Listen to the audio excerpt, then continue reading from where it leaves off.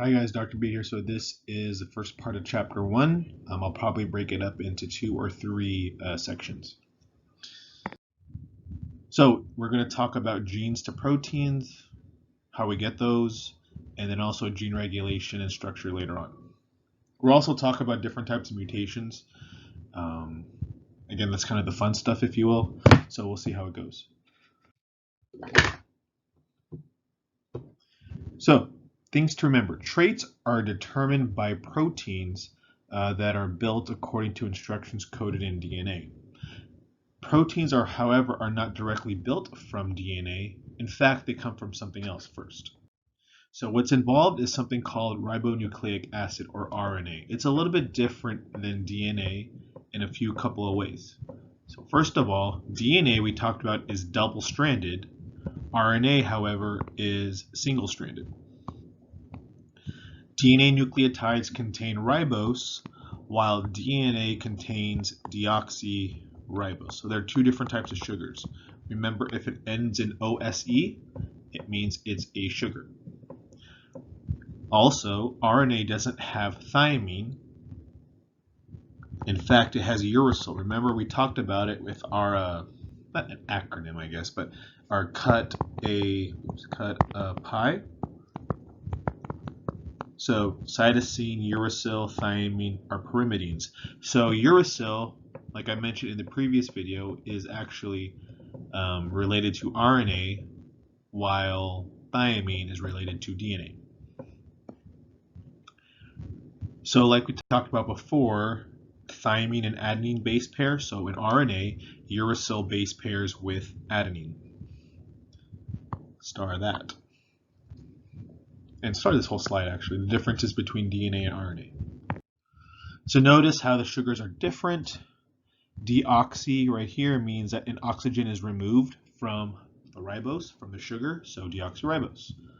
Ribose is RNA, deoxyribose is DNA.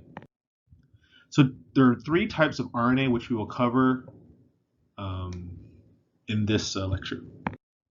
So the first one is mRNA, or messenger RNA. It acts as a photocopy of a gene by having a sequence complementary to one strand of the DNA and identical to the other.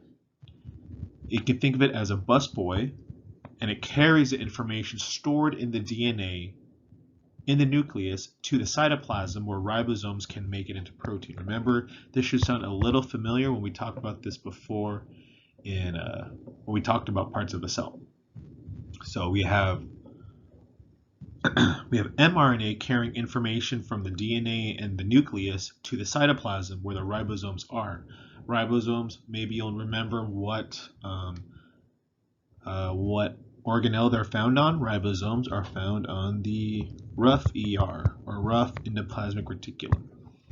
See how it all comes together. Transfer RNA is a small RNA that is very specific, that has a very specific structure so that it can bind an amino acid. We're going to talk about amino acids in a little bit. We talked about one when we talked about PKU. We talked about phenylalanine. It acts as an adapter to carry the amino acid elements of a protein to the appropriate places coded for by the mRNA. So for these RNAs, I want you to focus on their functions and also their names too. Ribosomal RNA is one of the structures of the ribosome that is found on the rough endoplasmic reticulum.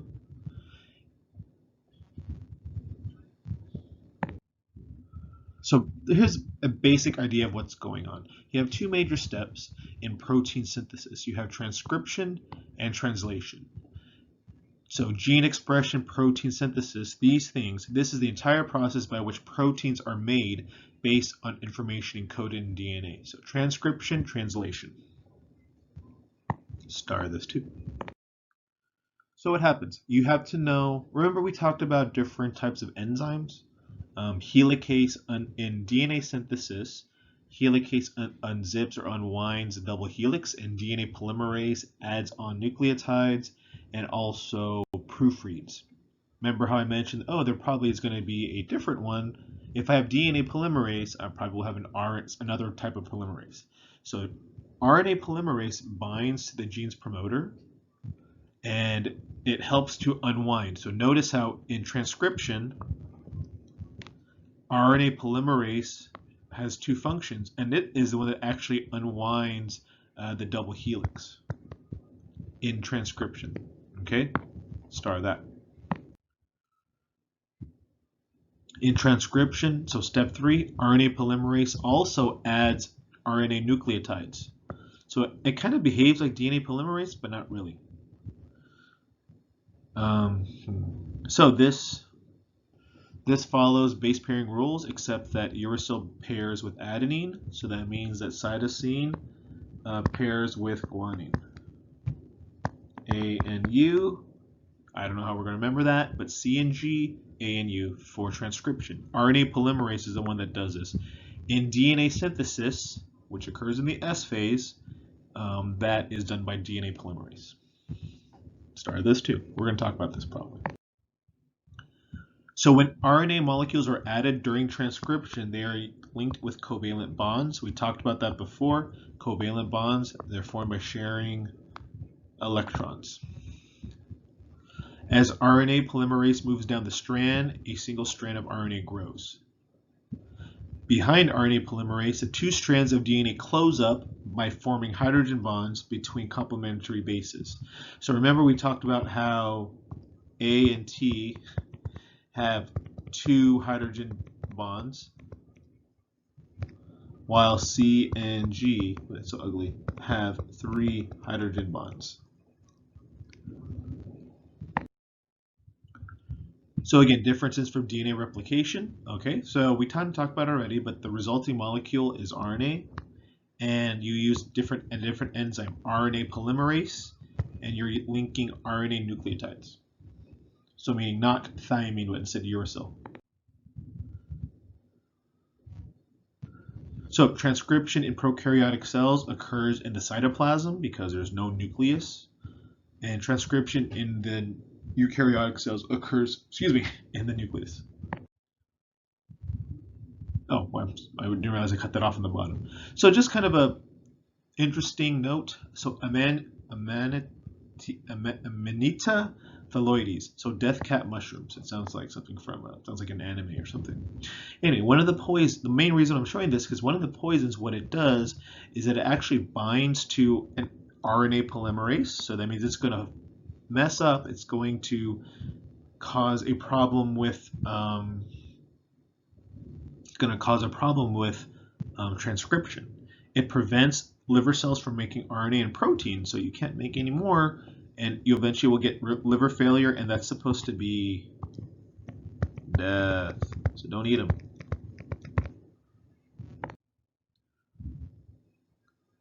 The genetic code. So the messenger RNA or mRNA, what it does, it carries instructions for making a protein from a gene and delivers it to translation where that's going to occur. Ooh, that was really ugly. Anyway, the information is translated from RNA to amino acids, and they're written as codons. And these are a series of 3 nucleotide sequences. Each codon corresponds to an amino acid and a start or a stop signal. That's supposed to be stop signal. I didn't catch that. Oh well. Stop signal.